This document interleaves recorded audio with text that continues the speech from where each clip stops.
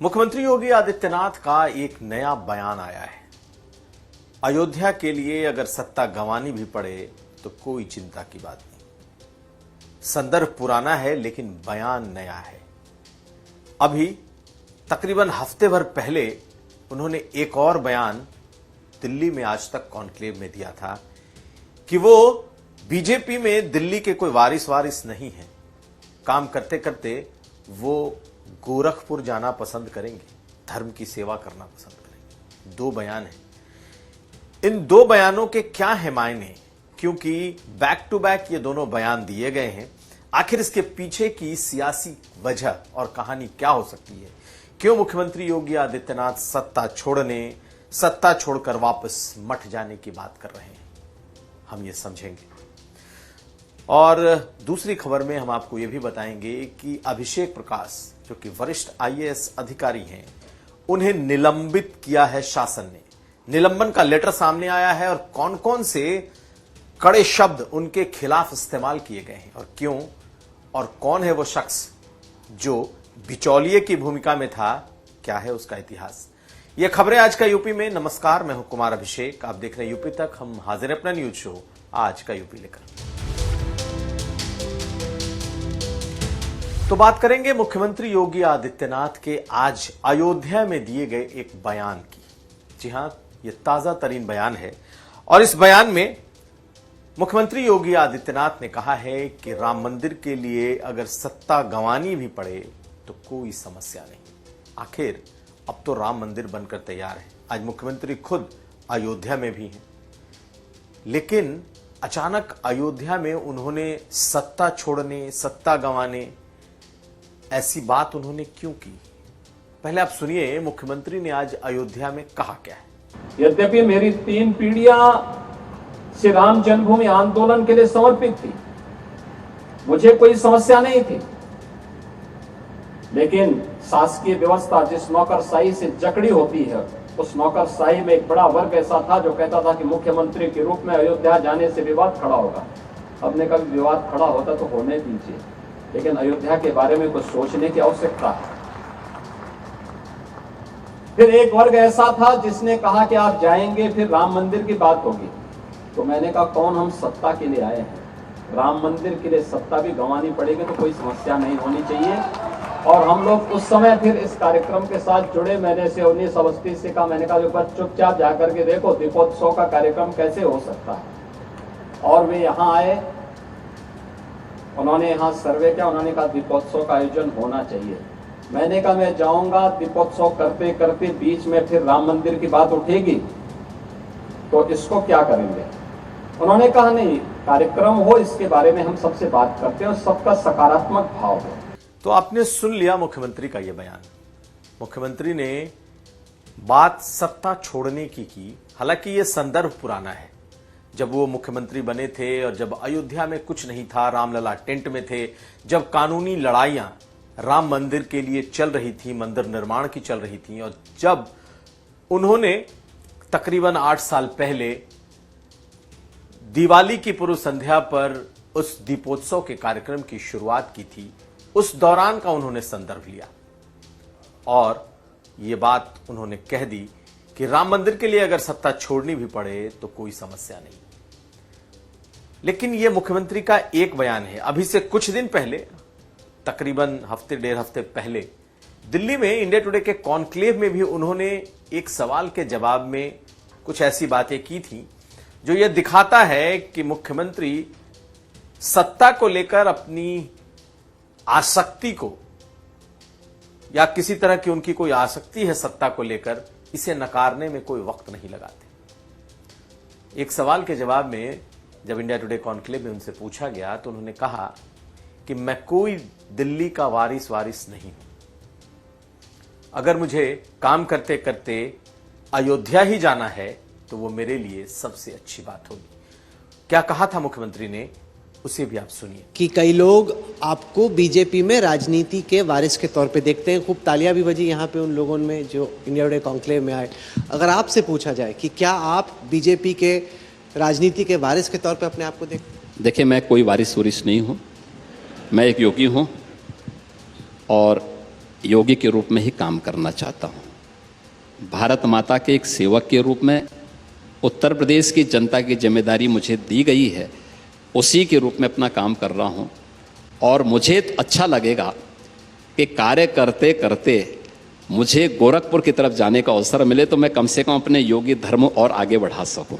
गोरखपुर जाना है कि दिल्ली आना है इसके बाद? और तो मैंने कहा ना, मैं गोरखपुर की तरफ जाने का उत्सुक ज्यादा हूं। तो बैक टू बैक मुख्यमंत्री योगी आदित्यनाथ के ये दो बयान, जिसमें सत्ता के प्रति कोई आसक्ति का ना होना या फिर यह कह देना कि मुझे दिल्ली आने में कोई मेरी दिलचस्पी नहीं है, यह कह देना कि राम जन्मभूमि के लिए ऐसी सत्ता को मैं बिल्कुल छूना भी नहीं चाहता। आखिर इसके पीछे की क्या वजह है? सियासी जानकार क्या बता रहे हैं? जो लोग मुख्यमंत्री योगी आदित्यनाथ को करीब से समझते हैं, उन्हें यह मालूम है कि मुख्यमंत्री योगी आदित्यनाथ भी कुछ मामलों में बिल्कुल अनकॉम्प्रोमाइजिंग है। वो कुछ मामलों में बिल्कुल कॉम्प्रोमाइज नहीं कर सकते।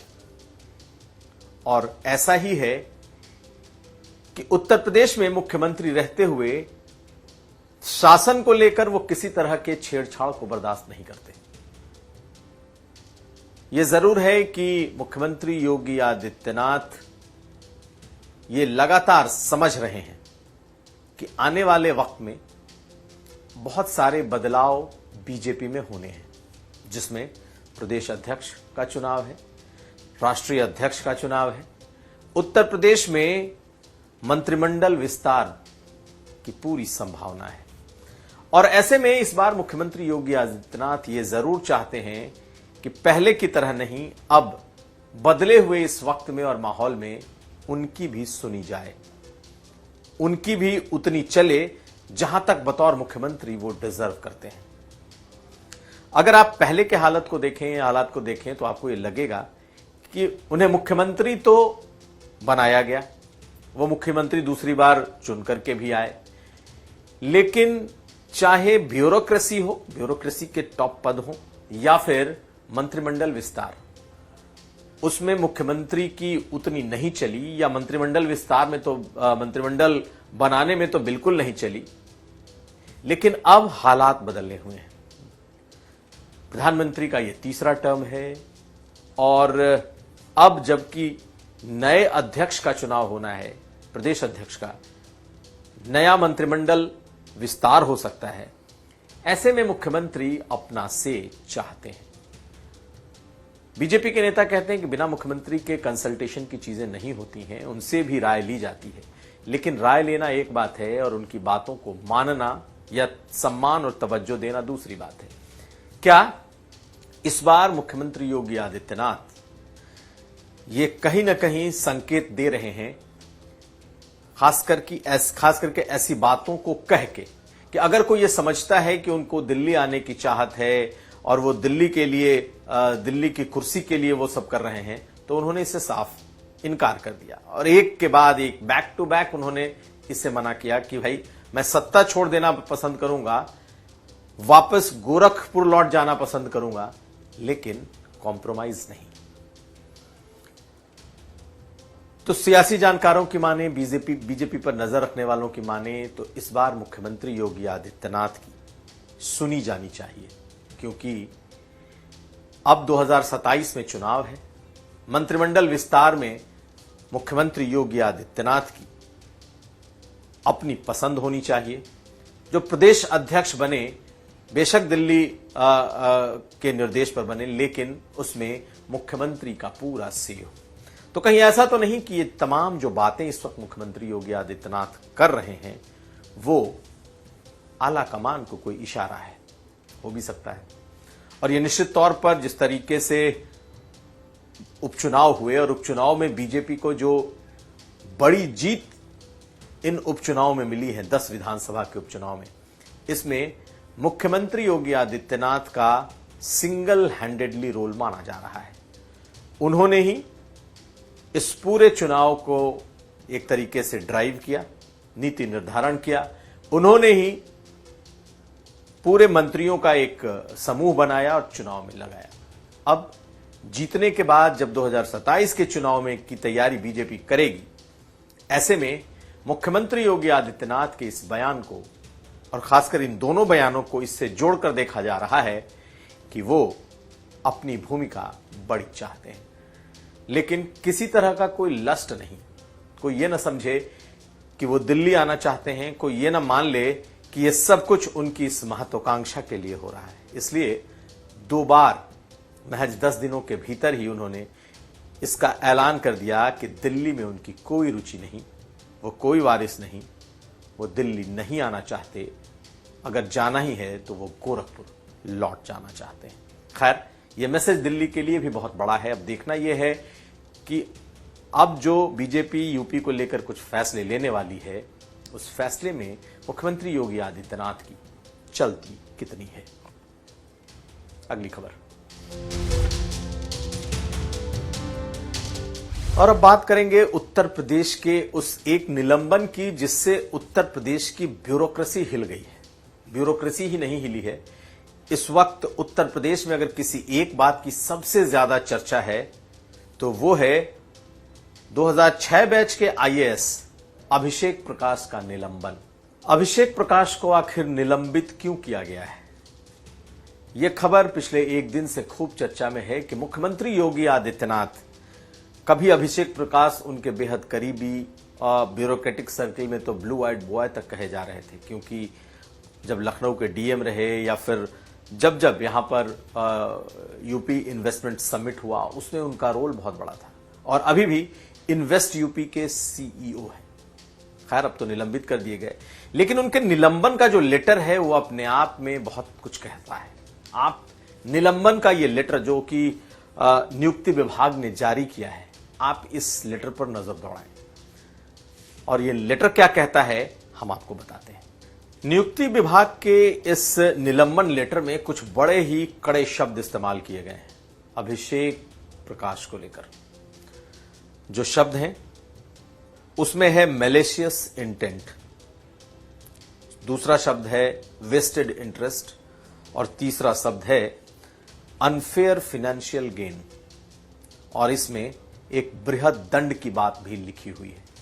तो ये तीनों शब्द अपने आप में अभिषेक प्रकाश को एक कटघरे में खड़ा करते हैं।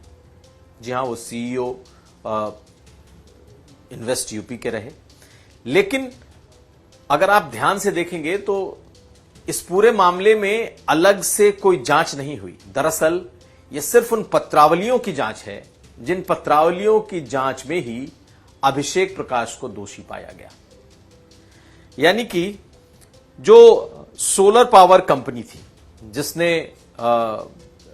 उत्तर प्रदेश में इन्वेस्टमेंट के लिए अपना प्रपोजल सौंपा था, और जो पत्रावली जो फाइल तैयार हुई उस फाइल को किस तरीके से एक के बाद एक उसमें रोड़े अटकाए गए, और जो बिचौलिया था निकांत जैन उसको कैसे इस पूरे मामले में लाया गया, यह अपने आप में अनूठी कहानी है। यानी कि अभिषेक प्रकाश को फिलहाल निलंबित तो कर दिया गया, लेकिन कोई जांच कमेटी नहीं बैठी थी, कोई अलग से जांच के लिए कोई टीम नहीं बनी थी। सिर्फ वो फाइल, वो पत्रावली, वो अपने आप में इस पूरे मामले को एक्सपोज कर रही थी। अब आप जरा इसके ये जो नियुक्ति विभाग का निलंबन पत्र निकला है इसके शब्दों पर ध्यान दीजिए, क्या लिखा है इसमें। इस लेटर में लिखा है कि श्री अभिषेक प्रकाश, जो कि सचिव अवस्थापना एवं औद्योगिक विकास विभाग हैं, उन्हें इन्वेस्ट यूपी के विरुद्ध विश्वजीत दत्ता, जो कि seal solar P6 private limited के ने जो एक पत्र लिखा है 20 मार्च 2025 में शिकायत की गई कि उनके द्वारा उत्तर प्रदेश में सोलर सेल तथा सोलर ऊर्जा से संबंधित कलपुर्जे बनाने का जो संयंत्र उनके द्वारा इन्वेस्ट यूपी में संलग्न किया गया कार्यालय तथा ऑनलाइन प्रार्थना पर भेजा हुआ है, जिसके संबंध में मूल्यांकन समिति की बैठक हुई, उनका पक्ष रखा गया, उनका जो प्रपोजल है उसको सामने रखा गया, और उन्हें इन्वेस्ट यूपी के एक सीनियर अधिकारी ने एक प्राइवेट व्यक्ति श्री जैन का नंबर दिया गया। इसमें उसका नाम श्री जैन के तौर पर ही लिखा गया, तथा उनसे कहा गया कि बात कर लीजिए, यदि वो व्यक्ति कहेगा तो आपका मामला एम्पावर्ड कमिटी तथा कैबिनेट से तुरंत अनुमोदित हो जाएगा। उनके कहने के अनुसार श्री जैन, निकांत जैन की बात हो रही है, तो बात की गई तो उन्होंने पूरे मसले पर 5% की मांग की, पूरे मामले के लिए 5% की मांग की और अग्रिम रूप में धन मांगा, जिसके लिए उन्होंने मना कर दिया। विश्वजीत दत्ता द्वारा यह भी कहा गया कि बाद में उन्हें पता चला कि उनके मामले में संस्तुति होने के बाद पत्रावली में प्रकरण को टाल दिया गया, यानी कि उनका प्रपोजल अप्रूव हो गया था, बावजूद उनके प्रकरण को टाल दिया गया। और इसी निकांत जैन, श्री जैन लिखा है, ने बताया कि आप कितना भी प्रयास कर लें, उन्हें आना तो श्री जैन साहब के पास ही पड़ेगा, तभी काम हो पाएगा, नहीं तो काम नहीं हो पाएगा। दत्ता द्वारा इस प्रकरण में दोषियों पर कार्रवाई का अनुरोध किया गया। अब यहां पर तो बकायदा इसकी कह सकते हैं कि शिकायत हो गई, लेकिन जो बाद में जो चीजें इसमें लिखी गई हैं उस पर जरा ध्यान दीजिए तो अंदाजा लग जाएगा। इस निलंबन लेटर में जो बातें गौर करने लायक हैं, उसमें जो संदर्भ दिया गया है उसमें लिखा गया है, जो नोटशीट यानी कि जो फाइल थी, फाइल पर प्रस्तुत मूल्यांकन समिति तथा संस्तुति अनुशंसा को संशोधन किए जाने का कोई औचित्य पत्रावली में नहीं है। यानी कि जब एक बार उसको अप्रूव कर दिया गया, जो कि मूल्यांकन समिति ने इस प्रपोजल को ओके कर दिया, उसके बाद से इसमें किसी तरह का कोई इसमें एडिटिंग नहीं हो सकती थी, संशोधन नहीं हो सकता था। इससे आशंका बलवती होती है कि ऐसा किए जाने में इन्वेस्ट यूपी के मूल्यांकन समिति के अध्यक्ष, मुख्य कार्यपालक अधिकारी इन्वेस्ट यूपी के श्री अभिषेक प्रकाश IAS की malicious intent, vested interest and unfair financial gain की भी कारक हो सकते हैं। ऐसे कृत्य में उत्तर प्रदेश औद्योगिक निवेश एवं रोजगार प्रोत्साहन नीति 2022 के मूल उद्देश्यों के फलीभूत किए जाने के में निश्चित रूप से कठिनाई होगी और प्रदेश में निवेश के परिप्रेक्ष्य में आने वाली नई औद्योगिक नीति का मनोबल गिरेगा और राज्य की छवि प्रभावित होगी। प्रकरण में पाई गई अनियमितता के लिए अभिषेक प्रकाश, सचिव अवस्थापना एवं औद्योगिक विकास विभाग, इन्वेस्ट यूपी को प्रथम दृष्टया दोषी पाया गया है। श्री अभिषेक प्रकाश का उक्त कृत्य अखिल भारतीय सेवाएं नियमावली का उल्लंघन है।